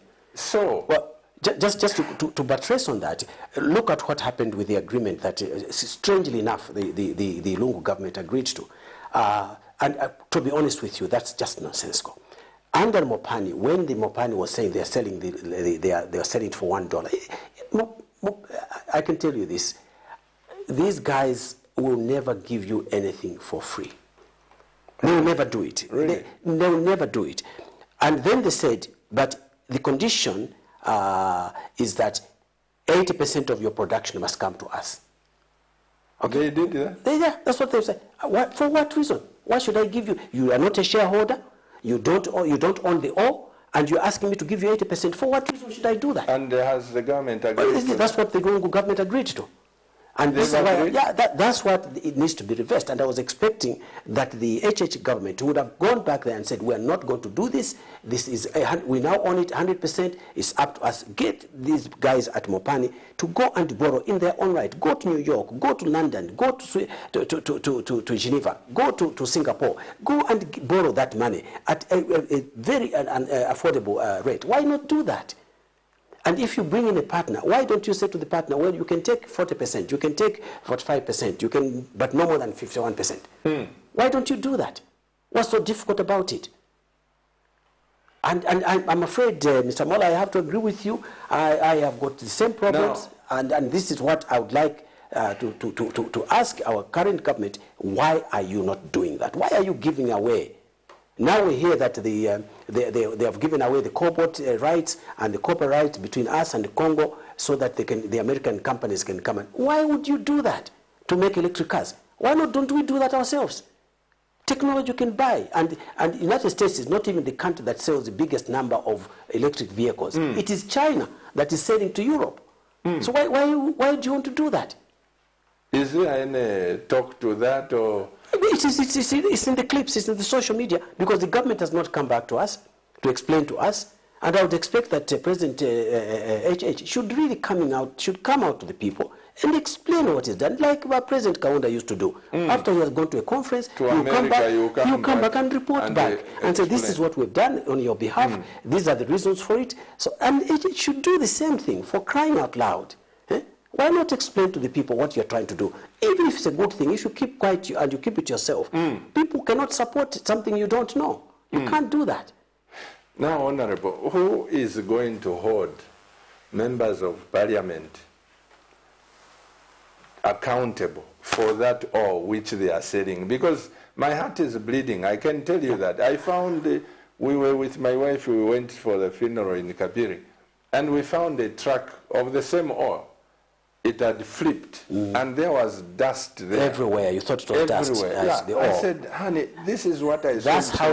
That's how they made the rails on the roads, because of the weight of the copper ore that they carry. So the roads are being damaged to a very, very great extent. So who is going to be So it's not just accountable? members of parliament. The people that are making decisions is the cabinet. So in this case, it would have to be the minister, or the president, and in most cases, it's driven by the president. This is his agenda. So if what goes wrong under his watch is his responsibility. He has to take responsibility for it. Because he directs his ministers. There are ministers that serve with him. Yes, many members of parliament on our behalf can raise the issues. My problem, Honorable, is we are not being fair. When we drag certain names in public and say we are fighting corruption, the biggest corruption is not being touched. I think the people of Zambia, we should know. The president should answer this. Why are we selling unfinished product? That's and I should not be intimidated as a pastor who will jail you, who will do this. I don't subscribe to that. No. This is my country. And that oil, I have a part in it. So nobody should just come and take it. They go and refine and they are... And then they sell it to us as a finished commodity. No. I think we should revisit this. I will escalate it to the president, to whoever. Absolutely. We need answers. We need answers. We need answers. Certain things can be and certainly, I hope that the spokesperson for the president is listening to this particular conversation. We should not allow this to go on indefinitely. Why are we giving away what belongs to us now? And you have no alternative anyway. Where else do you go for this resource? Do you honestly believe that Vedanta and Glencoe, who are owning Mopani, do you honestly believe they use their own money to invest? You think they do that? No, they don't. Of course not. They don't. They just come and go and borrow. We have invested 500 million. They go and borrow as well. And they say the collateral is what is in the ground. It's the copper ore that's in the ground, the dust that you are seeing, the blister that you see on the trucks, the cathodes that you see being carried out of the country. You are exporting jobs. Meantime, our children can't find jobs. It's just criminal, honestly. And the problem I have, Honorable, is that I may be a pastor, but I'm not an idiot. You know, I'm exposed, widely exposed. There are people that can come in this nation and help wonderfully. But how to access that, even if I take it to a minister and say, Honorable Minister, we can do this, it will be an issue. Those are the problems I have with the government. So well, in that case, then we have the media, we have the platforms, we have got the members of parliament. We should question them. If the ministers must be asked, invite them to come through and ask them the same questions. Because I am not able to answer for the government, because I'm not representing the government. I'm a citizen just like you. I have served in the past. Yes, I've got experience in terms of what takes place, but I don't have authority to act. I had then, but not now.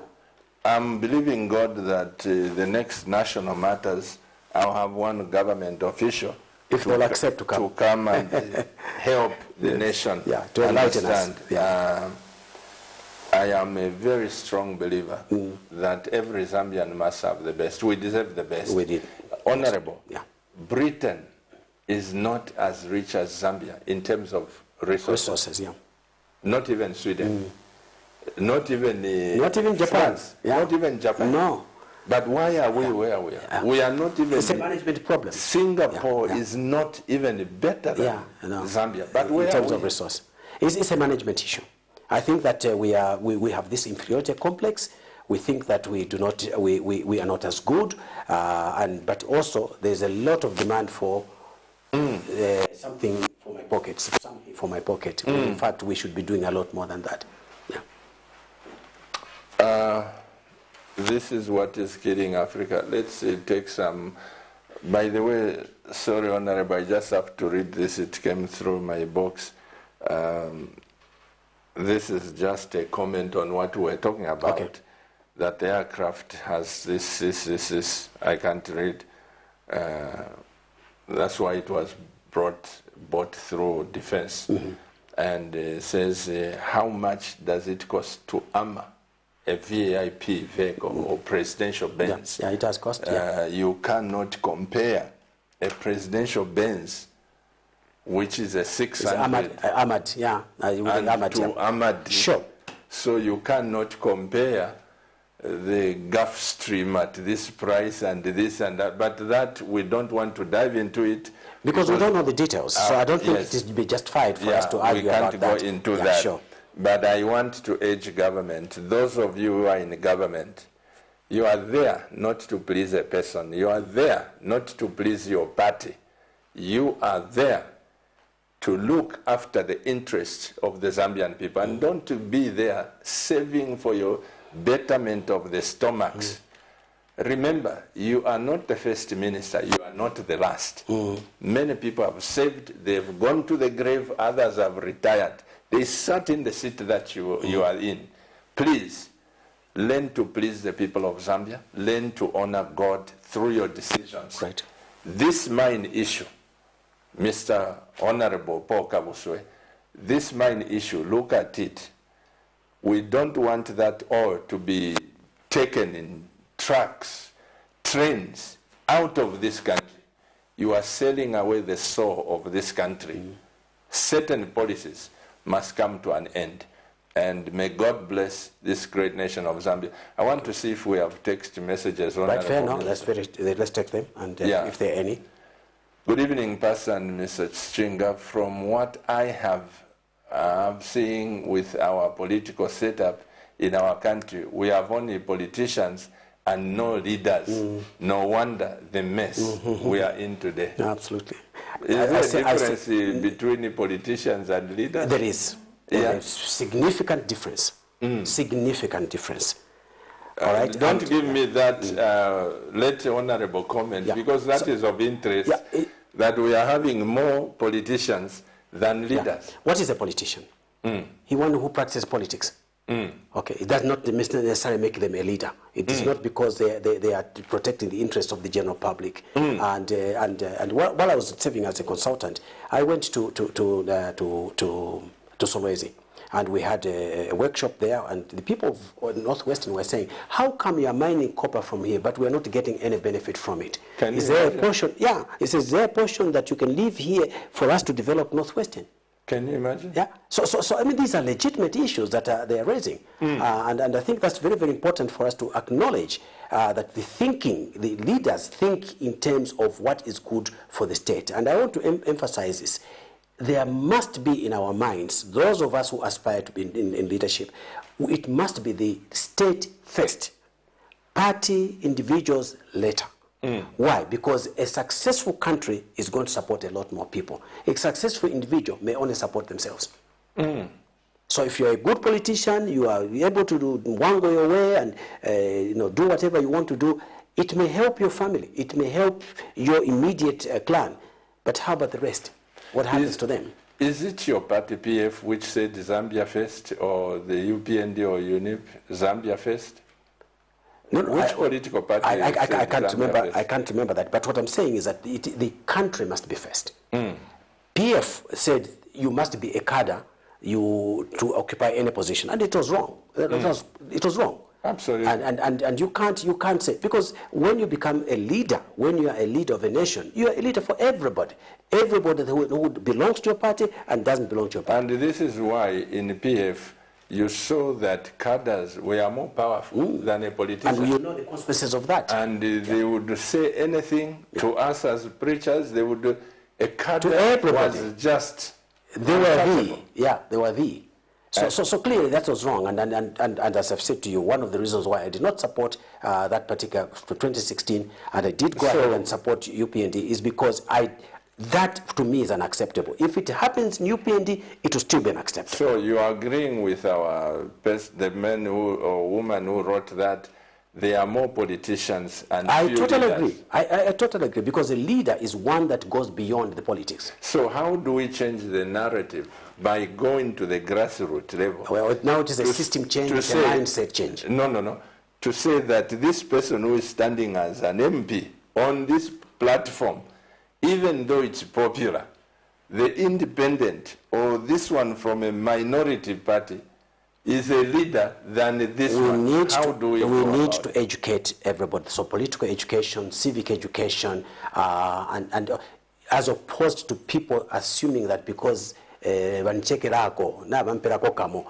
I must vote for them. This is the consequence of what we're seeing. And because he belongs to this political party, because the political party is made up of people. Because the people like you, last election you stood, Yes. In where? In Mafinga. In Mafinga. Yes. Look at this. So somebody could have chosen a political party in power or PF or what, leaving you. You stood as an independent. Yes, I did. So you see the consequences we have. Well, absolutely correct. But having said that, Pastor, there's also a mindset of the state, of us as electorate.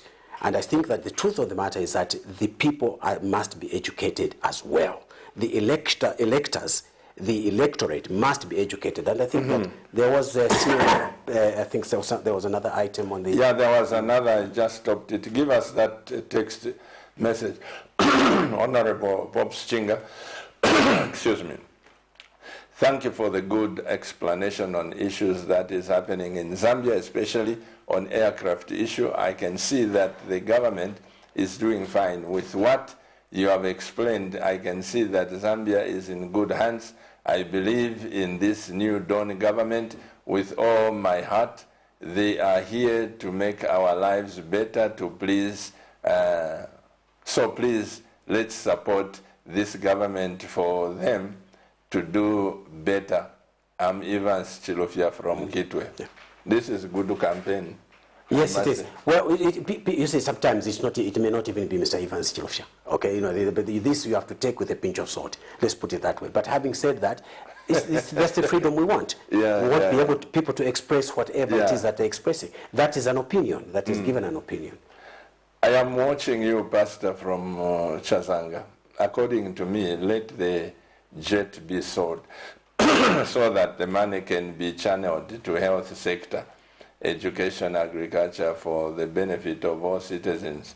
Because current now, the jet is only benefiting only a few people.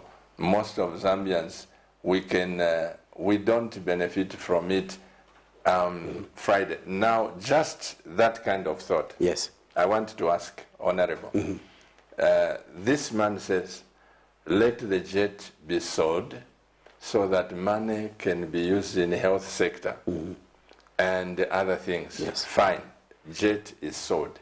Will we know to say that this the money from the jet has gone to this and these are the receipts, these are the what, in the same line, have we known how the 1.3 billion is being used? Well, it's exactly the thing, and that's why I said we need civic education, because clearly the people's understanding is not deep, it's superficial, okay? And what about the expenditure that the president has to incur when he's going to UNGA, when he's going to the US-Africa Summit? How about when he's going to EU-Africa Summit? You want him to go on the commercial jets? How about his security? How about if the program changes? How about if there's anything that stops that particular aircraft moving at a particular time? What happens? So, and how many people is it? The current jet, which is not being used, is not even helping anybody. It's still stationary. It's sitting there in the Air Force. It's not helping anybody. But the fact that you have sold an aircraft does not mean that therefore the benefit has accrued to the particular places that you are saying. Brought benefits. But also you don't want everything to be consumed, right? Because the fact that they've got that aircraft, which is long range, can also help to save costs. To reduce on the cost. Exactly, because then you're able to deal with that. How about the security of the president? And there are other presidents with similar. Kagame is one of them, slightly smaller, slightly lower level, but he's got that kind of aircraft. And I think the president ought to be safe, the president ought to be protected, the president ought to be able to use it. I think that the current president is saying the manner in which this was done was incorrect. That is his position. But I think poverty, Honorable, is not a good thing. If it was an animal, I would not... Well, you know that in the scriptures it says so. I know. Yeah. Poverty is very bad. Do you know that when the president of America is flying, that Air Force One, there are 3 747 planes like that. Similar to that, yes. Similar to that. One which takes the vehicles. Yes. The Beast. One which goes this way. Yes. One with businessmen. the takeoff of the President of America compared to us, it's a joke. But we are not here to compare. I'm just concurring with you. The safety of our president must be first. Yeah, sure. It must be protected. And so we look at the benefits, the interests. Okay, President HH saves and he goes. Will the next president come and use the same Challenger which was bought by President Chiluba? No, and also the change. And in this particular case, I know you're absolutely right. It is not even about the individual president, because the asset is not his personal. The asset belongs to the state. What we're talking about is to make it, the procurement must be modest in accordance with the resources that are available to the country, but not to overprice it because you want to sanction money out of it. No. That should not be the case. I don't know if there are any other... Let's take some more text messages. Mr. Director, good evening, eminent gentlemen. When Mr. SICHINGA was minister, there was no COVID or war, Ukraine war, that disrupted supply chains. Costs of fertilizer, fuel shot up overnight. TM Lusaka, what would you say to that? There was prices going up even before COVID. The prices were going up. So that is it's a superficial understanding. The issue that is before us is what should be the price. How about your copper? The copper last year was trading at $10,000 per metric ton. Where were the profits going? So that's a superficial understanding. So I think that sometimes we have to forgive that our level of appreciation of the issues, the economic issues, is much more deeper. Comparing to your time and our time. So yes, fluctuations change, take place, circumstances change, and so on and so forth. The question that is before us is that, have we overcome those excesses that were there before? And like you said, for this budget, that kind of thinking does not solve the problem. That is needed. Where is our copper going? Yeah, correct. When are we going to... The war in Ukraine cannot influence the employment of young people. No. Because they are the future generation. Yeah. Even if it did, it is our job to find solutions to it. Absolutely. Yeah, because that is what it is. These are said to be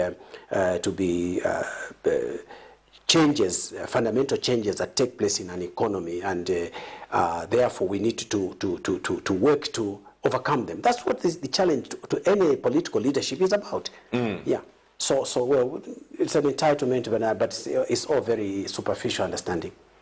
Let's just check if there's Let's speak some more text messages, Mr. Director. Why are we entertaining Vedanta? Why can't we look for quality partners or let Zambian invest in KCM? Sure. Look for equity partner. Yeah, absolutely. This is the point I'm making here.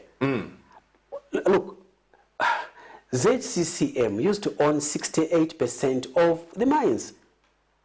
ZCCM was well run. So there's no two ways about it. You are saying, Honorable, because there's another school of thought that government can't run the mines. We needed to put it in the hands of investors.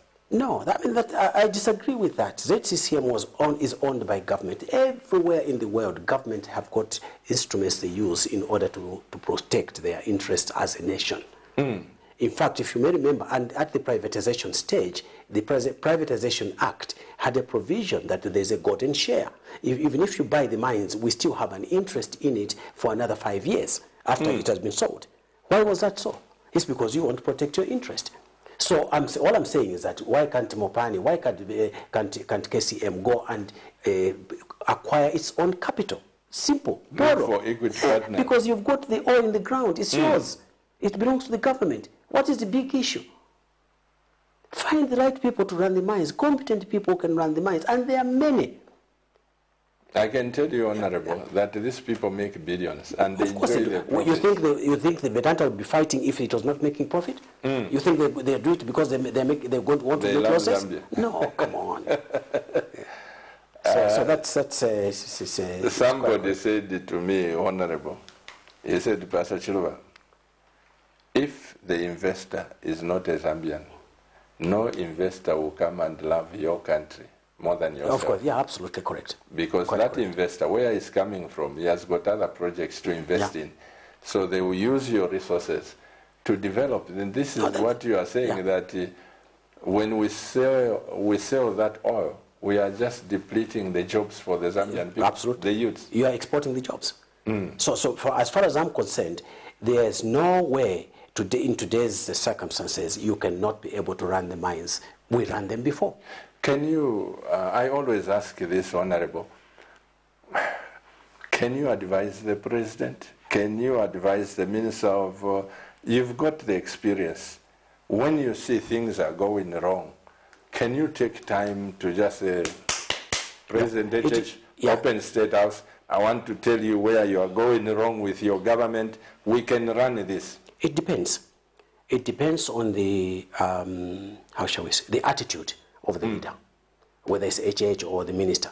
Because many times that, our leadership, they think, oh, he's trying to show that he's better than us.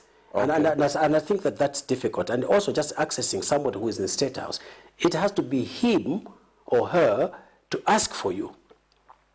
You can't go there and say, look, Mr. President, stop whatever you're doing. I want you to see you. Because I would like to advise you. Where? He's going to tell you, but I'm busy. The minister will tell you, no, I'm going to Parliament now. That's why for me, I've always believed that ministers should be outside Parliament. They should focus on the jobs that are before them.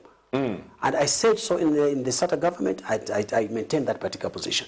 Cabinet must be outside Parliament, so that Parliament can focus, and because many people go to Parliament thinking that they become ministers, and because they can become ministers, they should not criticize the government, otherwise they will never be appointed. So that's the problem. Your thoughts are that when ministers come from outside the Parliament, Parliament will become focused. They cannot please. No, because they will seek from the ministers accountability.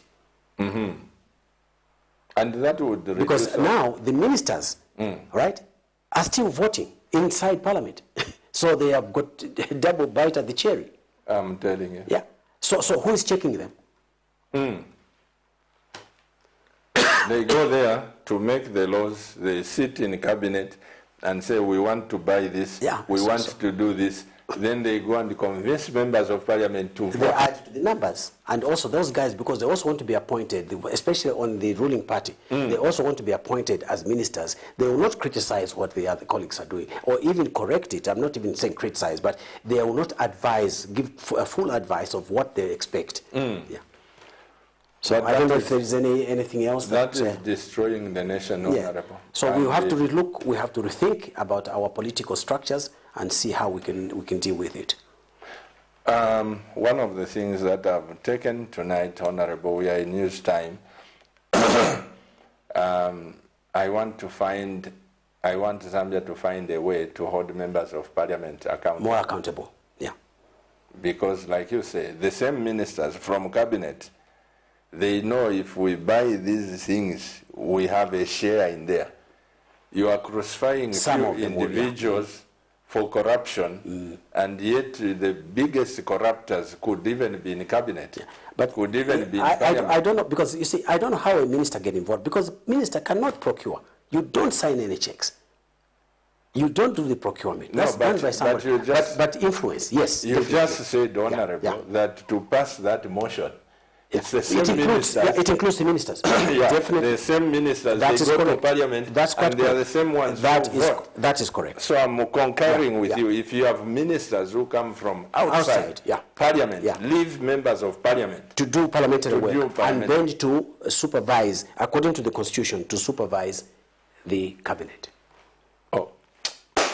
Dear Cabinet TV viewers, I'm so grateful for the time that you've had there.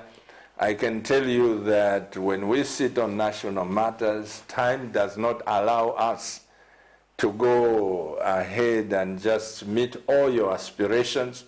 For those of you whose text messages we didn't read, I apologize. We will do better next time. And I just want to thank Honorable Bob SICHINGA for availing himself to Cabinet Television. And my wife and I have no agenda whatsoever to bring discord in this nation, But our prayer is that Zambians may rise above where we are. Because we were born for greatness, we can do better. Even in decision making, check the minds. All those people fighting for the minds. No, we want to come back, we want this. I have a word for them, but I want to bring it here. Ministers, do your job. Members of Parliament, do your job.